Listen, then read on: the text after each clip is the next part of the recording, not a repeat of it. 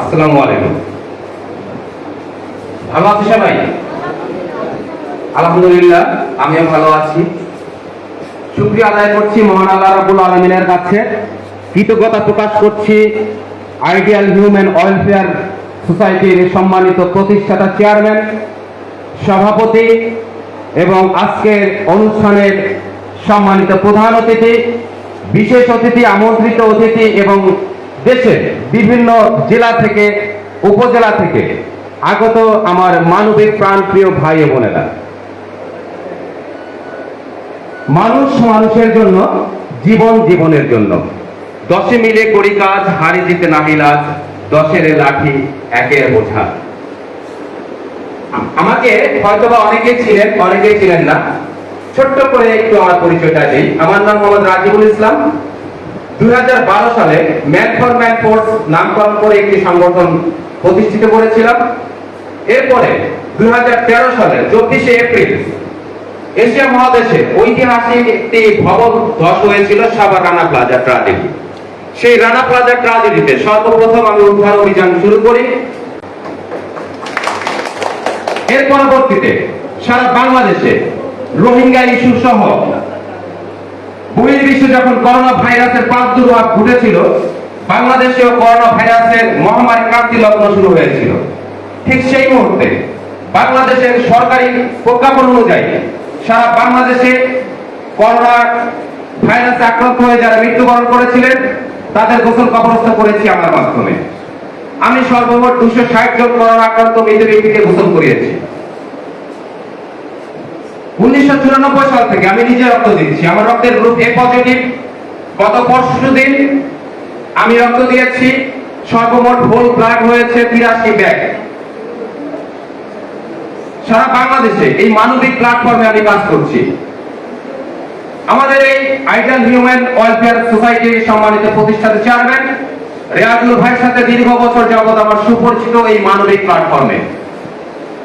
বাংলাদেশে যখন এক ব্যাগ রক্তের জন্য বিটিভির হেডলাইনে একটি পোস্ট দেওয়া হতো, একজন মুমূর্ষু রোগীর জন্য এক ব্যাগ এ পজিটিভ রক্তের দরকার, যখন বাংলাদেশে একজন রক্তদাতা খুঁজে পেতে কষ্ট হয়ে যেত, ঠিক সেই মুহূর্তে যখন বাংলাদেশে কোনো অনলাইন সার্ভিস ছিল না, ফেসবুক, ইউটিউব কোনো কিছু ছিল না, তখন আমি আমার সহযোদ্ধা ভাই বোনদেরকে সাথে নিয়ে একজন একজন করে সারা বাংলাদেশে হাজারো রক্তদাতা, রক্তযোদ্ধা তৈরি করেছি।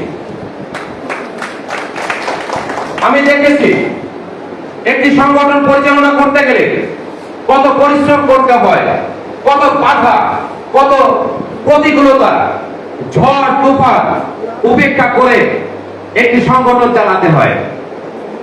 রিয়াজুল ভাই দীর্ঘ বছর যাবত এই প্রতিষ্ঠানটা পরিচালনা করে আসছেন। আমি দূর থেকেই সেটা উপলব্ধি করতে পেরেছি। হয়তো বা কাছে আসতে পারিনি, কারণ আমি সময় দিতে পারি না। 24টি ঘন্টায় আমার বিভিন্ন কার্যক্রমে ব্যস্ত থাকতে হয়। আমার সহযোদ্ধা কর্মী যারা আছেন সারা বাংলাদেশের প্রতিটা জেলা উপজেলা পর্যায়ে যারা মানবিক প্ল্যাটফর্মে, স্বেচ্ছাসেবী প্ল্যাটফর্মে হাজারো স্বেচ্ছাসেবী রক্তদাতা ভাই বোন কাজ করছে, তাদেরকে সেলুট জানাচ্ছি। কারণ দেশের বৃহত্তর স্বার্থে, মানবতার কল্যাণে এই দেশে হাজারো স্বেচ্ছাসেবী রক্তদাতা ভাই বোন নিজের জীবনের মায়া না করে, পরিবার পরিজনের কথা না ভেবে, নিজের ভবিষ্যতের কথা না চিন্তা করে, নিজের জীবনের মায়া না করে দুর্বার গতিতে ছুটে চলে যাচ্ছে। যখন আগুন লাগে, ফায়ার সার্ভিসের ফায়ার ফাইটাররা যাওয়ার আগে একজন স্বেচ্ছাসেবী সেখানে দৌড়ে চলে যায়। যখন দুর্যোগ হয়, বন্যা হয়, এটা আমি দেখেছি, আপনারাও দেখেছেন, সারা বিশ্বব্যাপী দেখেছে। বাংলাদেশ সরকার যতটুকু সহযোগিতা করেছে, জনপ্রশাসন, জনপ্রতিনিধি যতটুকু সহযোগিতা করেছে, তার চেয়ে হাজার গুণ বেশি করেছে স্বেচ্ছাসেবী সংগঠনের বিভিন্ন স্বেচ্ছাসেবী ভাই বোনেরা। কিন্তু বাংলাদেশ সরকারের পক্ষ থেকে, জনপ্রশাসনের পক্ষ থেকে, জনপ্রতিনিধিদের পক্ষ থেকে এই স্বেচ্ছাসেবী প্ল্যাটফর্মে যারা কাজ করছে, নিজের জীবন বিলিয়ে দিচ্ছে, তাদেরকে কোনো মূল্যায়ন করা হচ্ছে না। সারা বাংলাদেশে বিভিন্ন সরকারি পর্যায়ে আমার বড় ভাই বক্তব্যের আলোচনায় বলে গিয়েছেন, আমি সেই কথার কয়েকটি পয়েন্ট আমি ধরব। সরকারি হাসপাতালে যারা চাকরি করছেন, পুলিশ ডিপার্টমেন্টে যারা চাকরি করছেন, বিভিন্ন জনপ্রশাসনিক পর্যায়ে উপজেলা পর্যায়ে, ইউনো পর্যায়ে যারা চাকরি করছেন তারা কিসের জন্য চাকরি করছেন? নিশ্চয়ই দেশের কল্যাণে, মানবতার কল্যাণের জন্য। আমরা কতটুকু কল্যাণ পাচ্ছি, কতটুকু সেবা পাচ্ছি? আমরা যখন একজন রোগী হয়ে যাই, ডাক্তাররা মনে করে যে আসছে এখানে টাকার একটা চলাচলি হয়ে গেছে, টাকার কারখানা খুলে বসেছে। সরকারি ভাবে চিকিৎসা সেবা না দিয়েও বেসরকারি পর্যায়ে পাঠানো হচ্ছে বিভিন্ন দালালদের মাধ্যমে। এক ব্যাগ রক্ত যেখানে 9 পয়েন্ট হিমোগ্লোবিন থাকলেও সিজারের ক্ষেত্রে রক্তের প্রয়োজন হয় না, সেখানে ডাক্তার বলে দিচ্ছে যে 2 ব্যাগ রক্ত জরুরি ভাবে ম্যানেজ করতে হবে। সেই রক্তটা সেই হাসপাতালে সংগ্রহ করা হচ্ছে, বলছে যে সিজারের জন্য অপারেশন থিয়েটারে 2 ব্যাগ রক্ত দেওয়া হয়েছে। আমি সেই ডাক্তারের উদ্দেশ্য বলতে চাই, সেই হাসপাতালে কর্তৃপক্ষের উদ্দেশ্য বলতে চাই, 1 ঘন্টার সিজারের ক্ষেত্রে একজন সিজারের রোগীকে 2 ব্যাগ রক্ত কিভাবে দেওয়া হয়? আমি প্রশ্ন আজকে বলতে চাই, এই প্রশ্নের জবাব চাই আমি।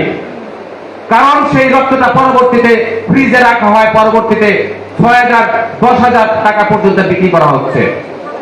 আমাদের সবাইকে সচেতন থাকতে হবে, একতাবদ্ধ হতে হবে। আমাদের পিছনে যে ব্যানার দেওয়া আছে, সেই ব্যানারে একটা স্লোগান দেওয়া আছে, একতা, মানবতা, সেবা। আমাদের সবাই যদি একতাবদ্ধ হই, আমরা যদি সবাই মনের ভিতরে মানবতা জাগ্রত হয়, আমরা ভালোভাবে সেবা দিতে পারবো। আমাদের সবাইকে প্রতিবাদ করতে হবে। আমার একটা বাণী আছে, যেখানে অন্যায় সেখানেই প্রতিবাদ, অন্যায়ের ডিসিশন জেগে আছে মানবতার জনগণ। যেখানে অন্যায় দেখবো সেখানেই প্রতিবাদী দুর্গ করে তুলতে হবে। কারণ আমরা 10 জন আছি এখানে, 10-এর লাঠি একের বোঝা। একটি মানুষ যখন বিপদগ্রস্ত হয়ে যায়, একটি মানুষ যখন অভাবগ্রস্ত হয়ে যায়, আমরা 10 জনে 100 টাকা করে দিলে 1,000 টাকা দিয়ে কিন্তু একটি মানুষের 2 দিনের বাজার হয়ে যায়। আমাদের এই চিন্তা ধারণা করতে হবে, কিন্তু তা না করে আমরা যে কাজগুলো করছি সেটা হচ্ছে একটি সংগঠনে ঢুকে 1 মাস 2 মাস সর্বোচ্চ 3 মাস থেকে নিজেই একটা নৌকার মালিক হয়ে যাচ্ছি, একটা সংগঠনের সভাপতি হওয়ার চিন্তা ভাবনা করছি। আমাদের বাংলাদেশে স্বেচ্ছাসেবী সংগঠন অনেক গুণ বেশি হয়ে গেছে। অনলাইনে ঢুকলে রক্ত সংগঠন, হাজার সংগঠন, কার্যক্রম কতটুকু আমরা সেটা উপলব্ধি করতে পেরেছি। আমি তাদের অপবাদ জানাচ্ছি না, তাদের বিরুদ্ধে কথা বলতেছি না। কাজ করেন, আমরা অবশ্যই আপনাদের পাশে থাকবো, সহযোগিতা করব। কিন্তু আমার কথা হচ্ছে, একটি সংগঠন গড়ে তুলছি, একটি এলাকা, আমাকে যদি আমার এলাকার অতি সাহেব না চেনে, সমাজ কল্যাণ মন্ত্রণালয়ের কেউ না চেনে, সমাজ সেবামূলক সংগঠনের কেউ না চেনে, একজন রিক্সা চালক ভাই না চেনে, তাহলে কিসের সংগঠন হইলাম, কিসের স্বেচ্ছাসেবী হইলাম? আমাদেরকে কাজ করতে হবে। আলহামদুলিল্লাহ, এত সুন্দর একটি সংগঠনে সবাই বয়োজ্যেষ্ঠ আছেন, বীর মুক্তিযোদ্ধা আছেন, সরকারি কর্মকর্তা আছেন, বেসরকারি কর্মকর্তা আছেন। বিভিন্ন সংগঠনে দেখেছি ইয়াং জেনারেশন আছেন, এখানে অনেকেই ইয়াং জেনারেশন আছেন, রক্ত দিতে পারবেন।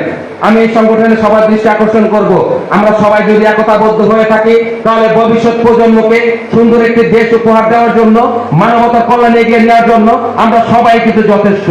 কারণ একটি সংগঠন পরিচালনা করতে গেলে 1000 জন স্বেচ্ছাসেবী লাগে না, একটি সংগঠন পরিচালনা করতে গেলে 10 জন হলেই কিন্তু হয়ে যায়। আলহামদুলিল্লাহ, আমরা এখানে 100 জনের বেশি আছি। আমরা যদি প্রত্যেকেই নিয়ত করি প্রতিদিন একটি করে ভালো কাজ করব, প্রতিদিন একজন করে স্বেচ্ছাসেবী সংগঠনের স্বেচ্ছাসেবী তৈরি করব, প্রতিদিন একটি করে রক্তদাতা তৈরি করব, তাহলে আমরা কিন্তু সেই কাজটি অবশ্যই করতে পারবো। নিজে থেকে দায়িত্ব নিতে হবে। এখানে বিভিন্ন জেলা প্রতিনিধি আছেন, আমরা যদি চাই প্রতিটি জেলায়, প্রতিটি এলাকায় 10 জন করে একটি কমিটি দিয়ে একটু করে আমাদের এই আইডিয়াল হিউম্যান ওয়েলফেয়ার সোসাইটিকে সারা বাংলাদেশ থেকে সারা বিশ্বব্যাপী ছড়িয়ে দিতে পারবো ইনশাআল্লাহ। কিন্তু আমাদের সবাইকে একতাবদ্ধ হতে হবে। রিয়াজুল ভাই কি করেছে, রাজিবুল কি করেছে, শওকত কি করেছে, প্যানেল মেয়র কি করেছে, কোন দল করেছে, না আমরা সেগুলো দেখবো না। আমরা একটি জিনিসে দেখবো আমাদের ভিতরে মানবতা আছে কিনা, আমরা এই সংগঠনে যারা সদস্য আছি তার কোনো অন্যায়ের সাথে জড়িত আছে কিনা, আমরা মাদক সেবন করি কিনা, মাদক বিক্রির সাথে জড়িত আছি কিনা, আমরা কোনো অন্যায় কাজ করছি কিনা সেটা দেখতে হবে। যদি আমি অন্যায় কাজ করি, আমাকে বয়কট করুন, আমাকে প্রশাসনের কাছে সাপোর্ট করুন। যদি মানবতার কল্যাণে এগিয়ে যাই, আমাকে সহযোগিতা করুন। আমার বুকের সাথে বুক মিলিয়ে, হাতের সাথে হাত ধরে সবাই সহযোগিতা করতে হবে। দেশের কল্যাণে, মানবতার কল্যাণে এগিয়ে যেতে হবে। বেশিক্ষণ কথা বলবো না, সময় সীমিত, কারণ আমি 10-15 মিনিটের নিচে কথা বলতে পারি না, আমার কথা আসে না। তারপর আজকে সংক্ষিপ্ত কথা বলছি। আমার গুণীজনরা আছেন এখানে, সবাইকে সেলুট জানাচ্ছি, মানবিক শুভেচ্ছা জানাচ্ছি।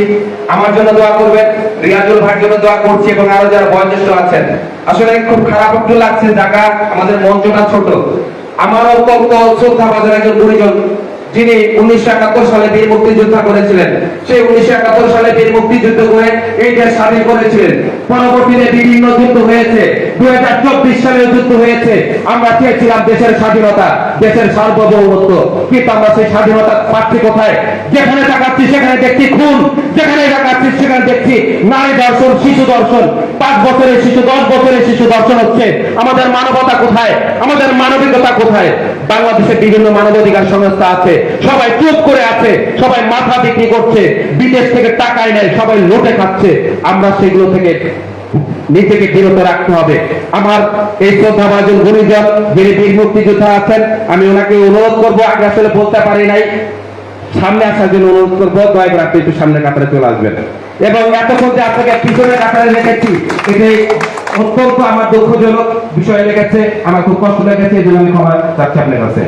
সবাই তো বন্ধুরা, সবাই ভালো থাকবেন, সবাই মানবতাকে কল্যাণে এগিয়ে যাবেন। আসসালামু আলাইকুম।